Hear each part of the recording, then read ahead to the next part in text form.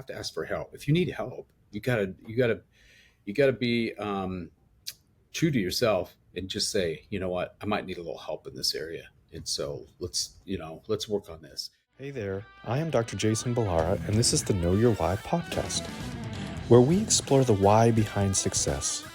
Every week, I meet with real estate investors, veterinary entrepreneurs, mindset coaches, authors, and fitness professionals to uncover their why and how it drives them on the winding road to success.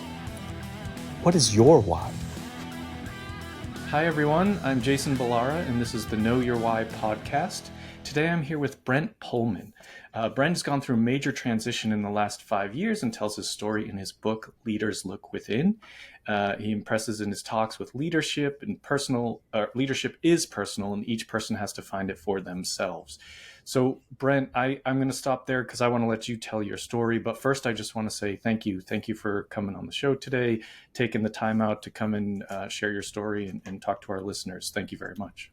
Absolutely. Thanks, Jason, for having me on. And no, I'm excited to talk about this topic of leadership and how it relates to all of us and how we can all find that.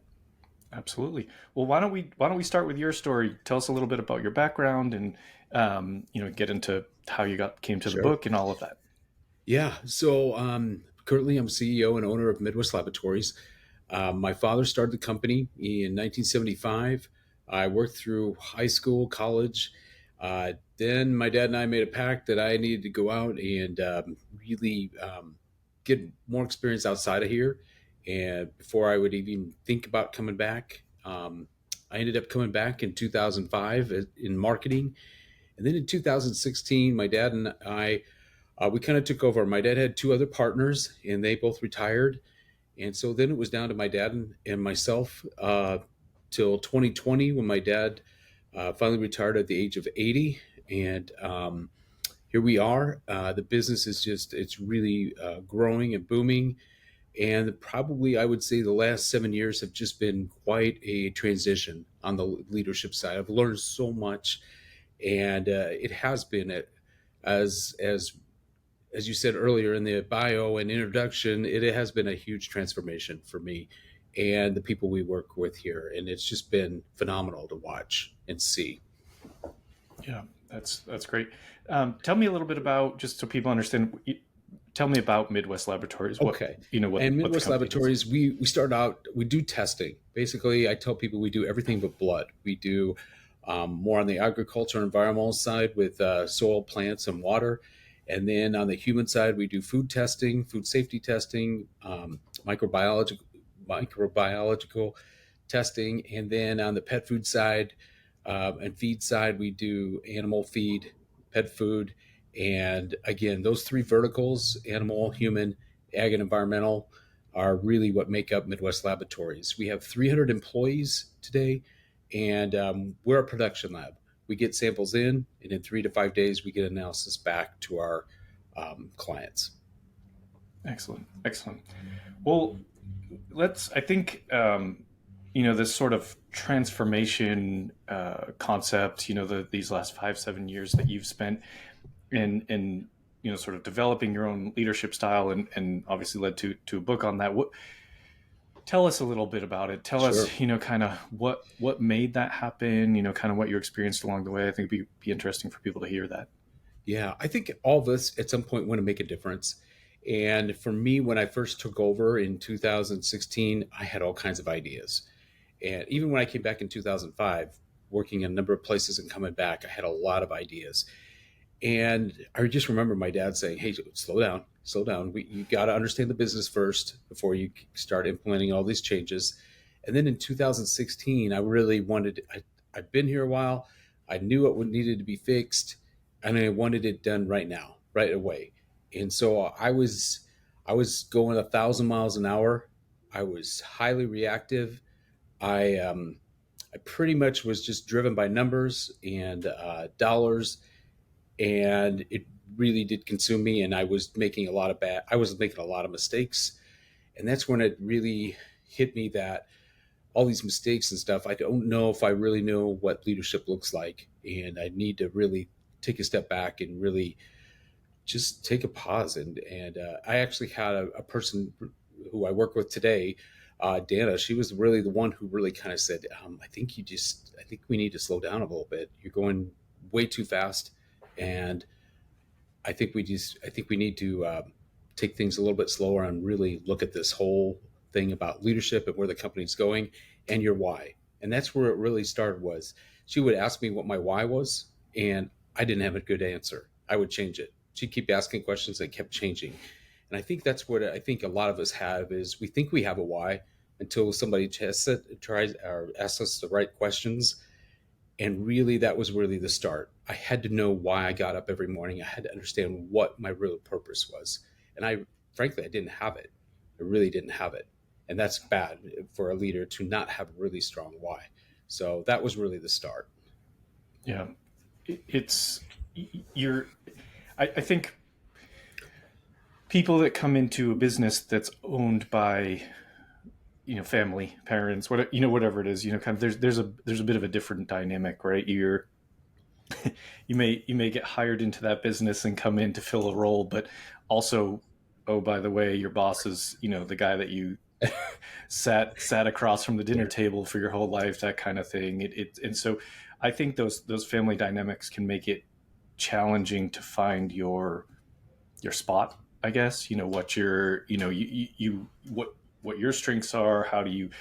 There's always, I think, people know that whether your parent was a coach or you worked for them or whatever it is. I think there's a lot of struggle with the dynamic and sort of translating that from what are we outside of work, what are we inside of work, how does that all work together, even working with a spouse or whatever it is. And I think it's a really interesting piece to be in. And Mm-hmm. especially too, your dad, if he had owned the company, founded like for a long time, and then now you're coming in and you have all these ideas, whether they're good or bad, it doesn't matter really at first. It's kind of like, how do I implement those things and get dad on board? It was probably a piece of this. Maybe let's start with, what struggles did you face in the beginning of that, and then we can walk through kind of how you worked through Sure. them. No, and I respect my dad. I mean, he built a phenomenal company. It was built. It was lean and mean, very profitable. He took care of employees. He did a lot of things. I came from, again, the corporate world, the technical side. I saw that technology was really coming in. When I came in 2005, marketing, we all know that that was the age of Google. I mean, I was coming at a great time at this Yeah. company, and we were growing fast and rapid. And with even those first few years, I was learning a lot, but there was also some dynamics there with my dad and his two partners. My dad could only do so much because he had these other two partners with him, and one of the partners had family in the business as well. So there was that whole dynamic too, and it just really became where was the company going to go, and what was the vision. And I think the thing that I realized about my dad growing up on a farm, my parents both came from the farm to the city. um, I think they were really into the day to day very much. My dad was in the day to day up until he retired. He never got out of the day to day. And I think that was the first thing that I really discovered was, if you're going to lead, you really need to get out of the day to day and work on those strategic pieces. And that was really hard at first for me, but it was really necessary because we didn't know where the company was going. Again, until I had that why, that was one of the things. I would say the other one was, as you said, I had to really look at what my dad did, how he built the business, and really kind of categorize that. Or I in the book I say, looking inside myself and really just understanding. I understand why that worked for him, why he did the things he did. Doesn't mean I have to do everything he did. Some things are good, or some things still work. Some things probably need to be tweaked a little bit, and some things need to be changed. But I think that whole sorting out, you have to really sort that out. It's not a good or bad kind of thing. But I was really, again, being highly reactive. I really treated, I don't want anything to do with how it was around the past. I want this, I want that. Right. I think the high reactivity was really just was the driving force in me, and I needed to change that. And that was probably the biggest transformation for me, was understanding that you don't have to go 100 miles an hour. Things do take time, and you got to bring others along if they're going to be effective. Yeah, no, I think that's a great point. It's a you see a lot of this like in the management world, leadership world, in the sense that there's to me two things that are fairly apparent that get missed. One is a lot of times if that business or company or whatever was existing, and now you come into a management role, or that company was doing something right before you got there. If this is a success, if you're not being brought in to turn a company around, you may be coming to inject new life into it, new ideas and all that, but you also have to step back, as you just mentioned, and say, well, look, this is for you what my dad did. Like, this is already a successful company. I don't necessarily need to reinvent the wheel. I need to figure out how to bring my ideas in and kind of complement everything that's already happening. Um, and I think that that's one piece that I feel like, if you really think about it, that the company was there before you get there. Hopefully it's there long after you're done as well. Kind of, that's the idea with a business, is just to have it continue on in some capacity, and as you said, eventually be able to remove yourself from it. But then also that that growth and scale for the sake of growth and scaling, without pacing yourself and making strategic and smart decisions, I think can hurt a lot. So it sounds like those are some of the things that you exactly encountered, and I think that's sort of natural, right? You come in, you're like, I want to do my thing, plant my flag. I want to make this cool thing even better and amazing because of me, but like really figuring out how to match your dynamic with what's existing is probably the biggest trick in entering into a business at a management or leadership level. Oh, absolutely. Absolutely. And for me, really, that whole transformation, it was really, again, once I got, and then to get on that strong why, I really did have to work with a coach. So I Mm. did. I sought out, and I think that's the other one. You have to ask for help. If you need help, you gotta be true to yourself and just say, you know what, I might need a little help in this area. And so let's work on this. And once I got that why in place, I think that's where my whole thinking it really came back to. I can do this, but it needs to be based on something, and it needs to be based on value. For me, it was strong values of people first. I'm going to build this thing with people because I can go further with people than still believe, than any technology or any process. So how does that work? And we got together as a leadership team, and we dug out the old mission statement, vision statement that was in a drawer, basically, and we rewrote everything together. And we had to be on the same page. It took about 2 to 3 days. It was blood, sweat, and tears, but we were going to be on the same page and all come to that idea. And right before that, I had thought, again, I was going so fast. I brought in 10 people, 10 executives from the outside, and thought I could do it by getting those skills sets and bringing them inside. Well, I was destroying the culture fast. I finally had one scientist come up to me and said, "We're all walking if you don't do something." And sure enough, that day I walked out 7 of those executives after 2 months because the company was just falling off. So it really again showed me that we there was a strong culture. We can still make it better, but it's got to come from some values. You got to have a strong mission. You got to have a strong vision, and your why. The leader has to have a strong why and purpose, and people see it. I did not realize the power I was having, or I was going through all this. I looked very too serious, very frustrated, and people really latched onto that. As like, what's going on with this company? And I think that we see that in transitions too, when the leader comes in and just shows terrible emotion or doesn't really reach out to anybody else, is not connected. That can take a company down easily, is what I learned very fast. So I always have to bring my A game every single day and show that I really do care through actions, through words. And I think that was really a turning piece for me. And then once people started to see this, again, it doesn't happen overnight. It's consistency. it really does start to change the culture, and you can make a difference. And it's huge what all those processes together. I know I'm giving you the short version, but that's really what happened over the last 6 or 7 years.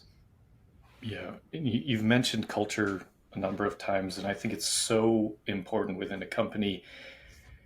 It's easy to get away from it, I think, right? When you start to look at numbers and growth only, it's easy to get away from that. The culture, even you may have a culture already in place, or you may have your own culture and vision of culture that you want, but it's easy to get caught up in, oh, but we put the culture on the back burner right now because we got to get to XXX, meet X multiple X, Y, and Z multiple or metrics, excuse me.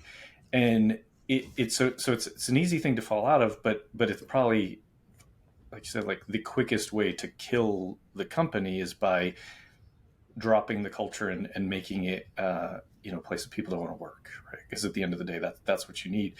And you mentioned having a strong why, and for me, the why is always, that's what keeps you going when it's hard, right? Hmm. When you're facing those struggles and things Absolutely. like that, you have to, as a leader, you have to, kind of. I I don't like the idea of an emotionless leader. I think you just have to understand how to keep them in check and continue to lead with clarity, even in those emotional times. Like, business is going to have up and down. You're going to have some days where it's hard and you're frustrated with things, but you have to be able to channel that into something productive. So I think you mentioned that you had gotten a coach to help you with some of Mhm. that. Maybe talk about that process a little bit. And Sure. did you actively seek a coach? You found a Yeah. mentor organically. How So did that play a role I for think, you? well, again, I think it was really understanding myself. And I think a lot of us do this. I don't think I realized that I had, for whatever reason, too, buried a lot of my true beliefs or true feelings. I just buried them. I was going to work 8 to 5. I was, punching the clock, getting my tasks done, meeting all the deadlines, and and then I go home. That was it. That was my life. For in the corporate world, I work, or I'd stay longer because I thought that was going to be my way to continue to move up the corporation. But really, in a sense, when you wake up and you realize that you can, first off, you got to have a strong why, and that took me a while. I had to really work at uh, writing that out. And my why is I'm a person of faith who coaches people up and leads from the heart. Very simple, but I say that every single day. To your point, no matter if it's a good time, bad time, that's what's going to get me through, as you said, and it's exactly right, because you're going to have ups and downs. And I don't think I even realized the culture I was in, that we were putting out fires continuously. I think there was a reason why we couldn't look strategically, because we were doing firefighting all the time, Yeah. and even and when you spend your time firefighting all the time, whether it's a system, whether it's personnel issue, different, that takes a lot of time, and it takes away. And I think by getting out of the day to day operations, you also show trust. It's delegation, basically. It's not, Mhm. you're not completely away, but you're delegating, you're trusting your team. And when your team comes to you and says, I remember that conversation, we need you to be strategic. We need you to look for our next property. We're going to grow, but people want to know where we're going, and they always want to know where the company's going. And so you better have a good answer to that every single day. I have to have a good answer to that. And trust. You have to trust. If you don't trust, I don't know how you're going to be successful, because you just have to. There's no, I think that's a prerequisite if you're going to be a leader. A good leader is you trust your team. And yeah, they're going to make mistakes, but they'll keep you informed. I know today I know more being out of the day to day than I ever did being in the day to day, and I can absolutely say that. And that was huge when I realized that. That was really a huge awakening for me, that I was so much in the day to day. I couldn't believe that I didn't even see what was really happening. Yeah. Yeah. A lot of great points there. I think, it is, again, a lot like losing sight of the culture. It's easy to get stuck in that day to day because you're just trying to get things done. And so, especially if you're in that position of always putting out fires, like you mentioned, you're just, problem after problem after problem. I'm gonna be the person to handle every single problem.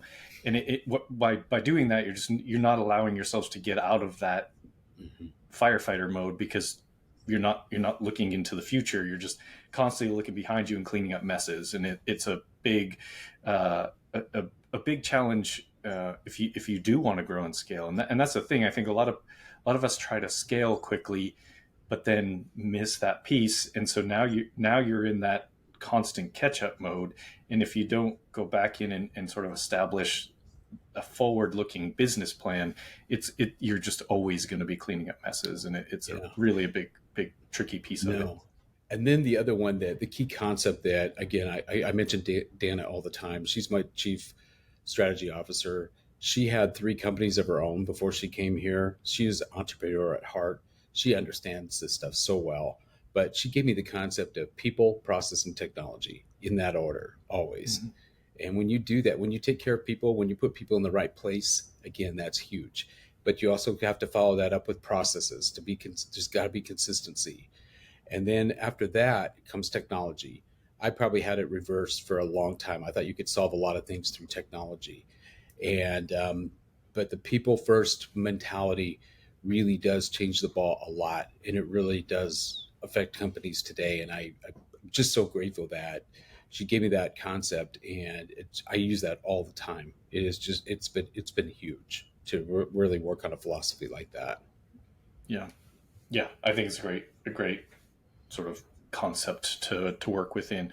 I think that the interesting thing about technology, and certainly there's so much more. The if you look back even a decade or 2 decades at where technology was and where it is today, and the speed that things are going, and there's a lot of talk about AI and all of that right now. But and you even think, like, I think a lot of people probably don't know this or don't remember it, but the iPhone, that's like essentially a part of everybody's life now, came out in 2007. So it's been 17 years. We haven't had that for that long in the scheme of life. And AI is this thing that people keep talking about. Oh, it's gonna put people out of jobs potentially. And I think, yes, there are certain things that AI will be able to take over, but people are still going to drive the applications for AI, the quality control of AI, like all of this stuff. It's still driven from people first, and you can you need the right people in place and processes to be able to implement that technology. So it just, I think it's really something that I love that you say that people needs to be the first thing, because it, again, your culture is not going to come from your processes and SOPs. Your culture is not going to come from your technology. Your culture is going to come from the people that are sort of interacting with each other and your clients, and kind of that that's what's forward facing. And so I think it's really a great point that you make there, Brent. Yeah. No, and I think through that process, when we talked about looking inside and sorting things out, the other thing is we have to get healthy. If we don't take care of ourselves, how can we take care of others? And that was a huge awakening. And that really what started my daily routine of every morning I have to do something physical. I have to do some type of physical activity to get the blood flowing, and eating right and getting enough sleep. Those things are, I didn't do a lot of those things in the corporate world, and Yeah. that again led to a lot of reactivity. And so health top of mind is very, very important. And emotional intelligence, we talk about that. I've really worked at that again the last 4 or 5 years. I do feel you can feel the energy in the room. I used to think that was a bunch of BS, but it's true. It is true. When you really allow yourself to grow in awareness and you have a passion for other people, you will start to feel the energy, and you will. And then again, you can tell it's so helpful. Like in a meeting, it really stops me. I give the example of we're in a meeting, and if somebody in the room, one of our directors says, "Hey, I think everyone in this room deserves a 30% salary increase." My old self would have said, Get out of here. What are you talking about? I would have been totally reactive. Today, they laugh at me because I take this huge deep breath and I take about 10 seconds to process. And I say, okay, tell me where that's coming from. Why are we saying this right now? What's behind that statement that was just made? And there's such a difference in a room when you really try to look and see what the reason behind something is versus just being totally reactive and not allowing those things to really give it much thought. Yeah, yeah, totally agree. I think it's a fun that energy that you talk about too. I think is contagious. It's fun to see.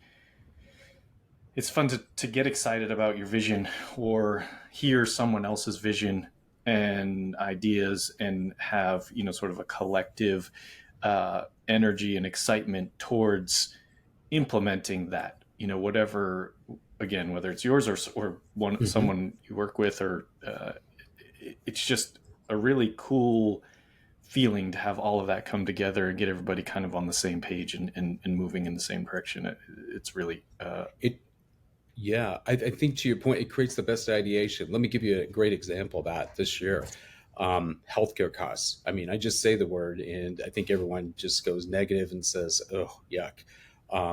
I remember our broker coming to us and saying, "Hey, we're self-insured, and our plan went up 400%."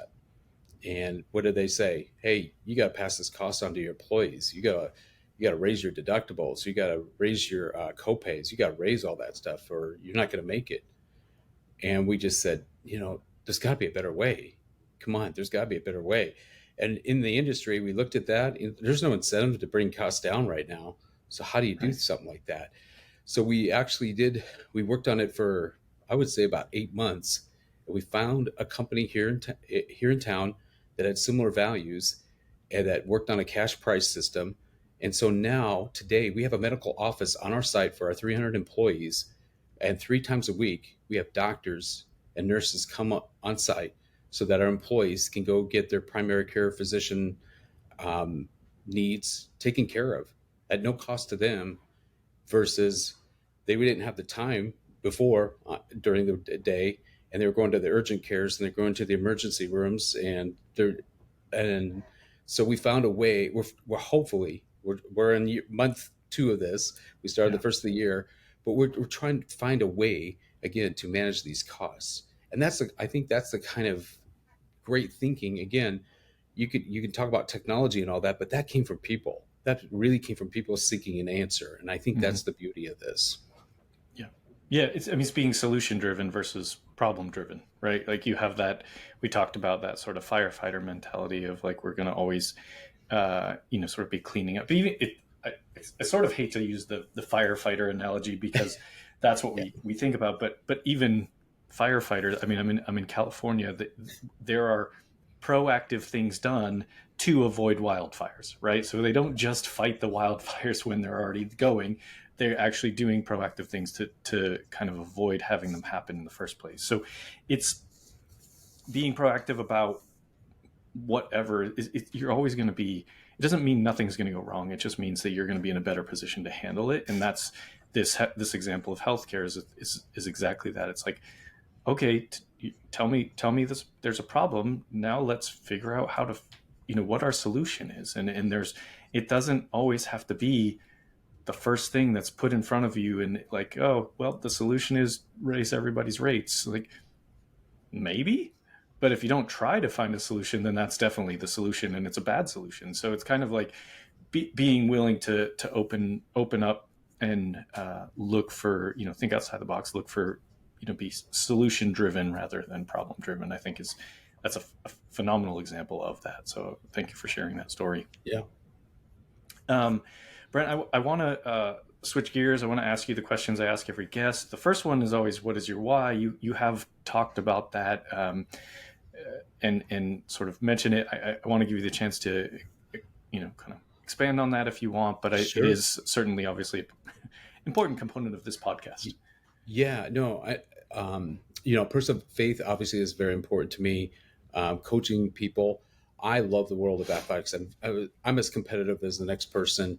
Obviously, growing up here in the Midwest, I'm a huge Kansas City Chiefs fan. So, big story about that is in 2008, I'll never forget. I told my wife I'm going down to a coach's clinic at Arrowhead Stadium. I'm not a coach. I'm just going to put some school down on the form, but I just want to be in the room with Dick. At the time, it was Dick Vermeil. I wanted to be in the same room as Dick Vermeil and see where that passion, because I hear this guy's a wonderful coach. All these players want to play for him, and spending a day with Dick Vermeil in that at Arrowhead Stadium was just incredible. I understood why these players would do anything for this coach, and the passion he had, the leadership. I wanted to emulate that somehow. So I always think about that. Those experiences that you have, big or small, do make an impact on your leadership, and you can go back to them and realize that, yeah, that made a huge impact, and I want to do something like that. And I think that was really huge for me in building up my why. Yeah. Yeah. I think impact is such a big part of, and you mentioned before that you didn't necessarily know what your why was at points. And I think it is very normal for there to be an evolution of your why and have it change over time and things like that. And for a lot of people, it is hard to articulate what that. I mean, I have a podcast called Know Your Why. I didn't really even know that was a thing until 4 or 5 years ago, where I started seeing people talk about their why and the importance of it and all of that. And it was just such a compelling piece of people's stories that's sort of where the podcast came from. But even myself from that time to now, my why is different. It's not completely different. It just has more. There's building blocks upon it. So I think it's very, very normal for people to not necessarily immediately know the answer to that question. I think, but I do think you need to have a strong why to accomplish big things and move forward when you face challenges, because you will face challenges. So the next question for you: tell us something about yourself that isn't common knowledge. Special skill, a hobby. I know you just said you're into athletics. Maybe what do people not know about you that'll let them know you a little better? Yeah, I would say, I always talk about daily routine and being outside. I loved being outside. I love, for the last like 6, 7 years, I've always tried to get outside, run. Well, this year, January 3rd, I thought I could play on our company basketball team. I'm 58, and I thought I was 20 in my 20s, and non-contact, and I fall down and I fracture my knee. Oh, So I go into the surgeon, and if I hadn't taken care of myself, I know that next day and if I was super reactive, I would said, I'll go through the surgery. Just give me just do the surgery now. He looked at me and he said, I think you have a way where you can avoid surgery if you stay off it for 6 months. So now I had to funnel, how do I do that? We're always going to be faced with issues, but now I would say in the last 4 months, I've discovered chair workouts. If you go on YouTube, there's 50, 100 videos. I had no idea how weak my upper body was. I had to take the first few videos and get over the fact that most of these are led by women, and that they have probably stronger upper bodies than most men. And you go in 30, 60 minutes with dumbbells, but it's been fantastic. And it really took breaking my knee to figure out that I could actually do this and have a workout and really get something out of it and become stronger in the whole process. So I think it's when you have a strong routine, or you have things that you hold on to, you'll find ways, you'll be optimistic, you'll find ways to make it work. And now I just love it. I did boxing and all these things that I'd never done before. I had no choice but to try these things and really get better. And I'm still working at it, but it's been huge for me. That's super cool. I again, it just ties so well into that, sort of being solution oriented, right? And instead of, oh, I hurt myself, I can't do X, whatever it is. I can't do a thing because of this. Instead, how do I continue to do things, in spite of this, and it's just a different way of looking at it, and it's really great to hear that. And now I'm like, oh, I got to look into these chair workouts Oh man, because I've never heard of it. So that's they're very awesome. fascinating. Oh my gosh, yeah, Yeah, yeah. yeah, I'd never heard of it either myself, and they're hard. They're yeah, definitely hard. yeah. I'm sure. When people hear this and they want to reach out to you, what's the best way? I would say LinkedIn. If you go on LinkedIn, and CEO of yourheart.com, that's where you can find my book. Um, but LinkedIn, I try to post something almost regularly, whether again it's a faith message. I'm also a thought leader on LinkedIn. I'm trying to post more and more on the topic of leadership. I just think it's so vital. We need leaders like never before. And your podcast, I think these resources, people need to hear this because we need more and more strong leaders today, and it's harder and harder, I think. And I think people are maybe a little scared of it, I don't know, but we need leaders like never before. Yeah, agreed, agreed.